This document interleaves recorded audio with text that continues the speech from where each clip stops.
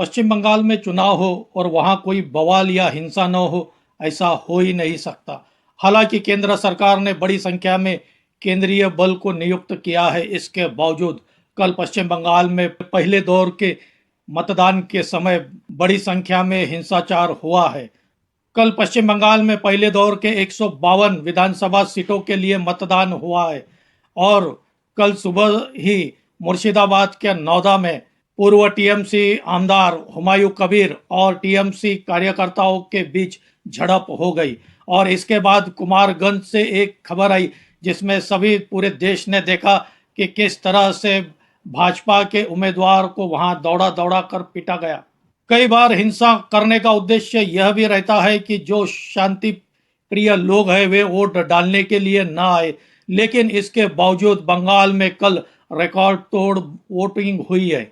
इस record break voting से क्या संकेत मिल रहे हैं, इसी पर हम आगे इस वीडियो में बात करेंगे। आपसे अनुरोध है मेरा यह वीडियो आखिर तक देखिए, अच्छा लगे तो इसे लाइक करें, शेयर करें और मेरे इस चैनल को सब्सक्राइब करें। नमस्कार दोस्तों, मैं राजेंद्र दाइमा आपका स्वागत करता हूं मुंबई टुडे लाइव चैनल में।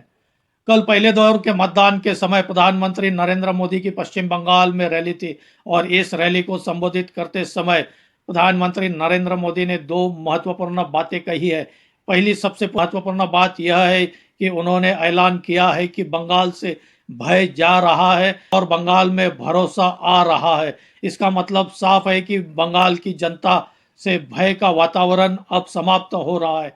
जिस तरह से अभी तक के चुनाव में टीएमसी और उसके गुंडे हिंसा करते आए हैं, उस भय से जनता ऊपर उठकर आज मतदान करने के लिए आज घरों से बाहर निकल रही है। दूसरी बात प्रधानमंत्री नरेंद्र मोदी ने कही कि झालमुड़ी तो मैंने खाया लेकिन मिर्ची किसी और को लगी है, और साथ ही प्रधानमंत्री ने यह भी कहा कि 4 मई को नतीजा आने के बाद मिठाई के साथ पश्चिम बंगाल में झालमुड़ी भी बांटी जाएगी।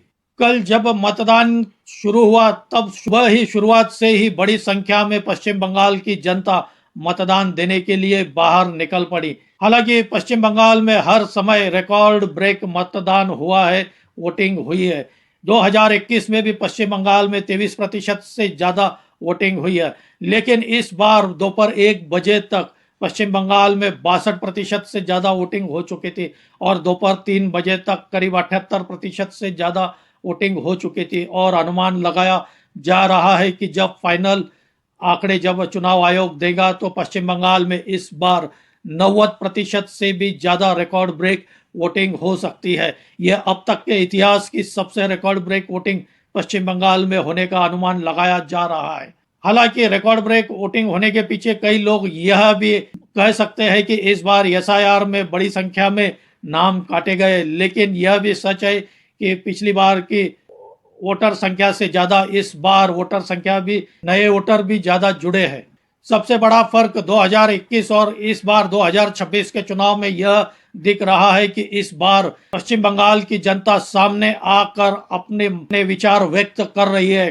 कई महिलाओं ने बयान दिए हैं कि वे शांति और महिला सुरक्षा के लिए मतदान करना चाहती है। इस बार पश्चिम बंगाल में महिलाओं ने बड़ी संख्या में वोट डाला है और यह अंदाजा लगाया जा रहा है कि इस बार करीब पिछले बार से करीब 8 से 9% वोटिंग ज़्यादा हो सकती है। और जब भी वोटिंग ज़्यादा होती है तो यह स्पष्ट है कि वह सरकार के खिलाफ होती है, एंटी इनकम्बेंसी के खिलाफ होती है। और इतने ज़्यादा प्रतिशत में वोटिंग होना यह साफ बताता है कि यह सरकार के खिलाफ यह वोट पड़ रहे हैं, क्योंकि सरकार के खिलाफ 15 सालों की एंटी इनकम्बेंसी भी है। हुमायूं कबीर ने मुर्शिदाबाद में बाबरी मस्जिद बांधने का ऐलान किया है।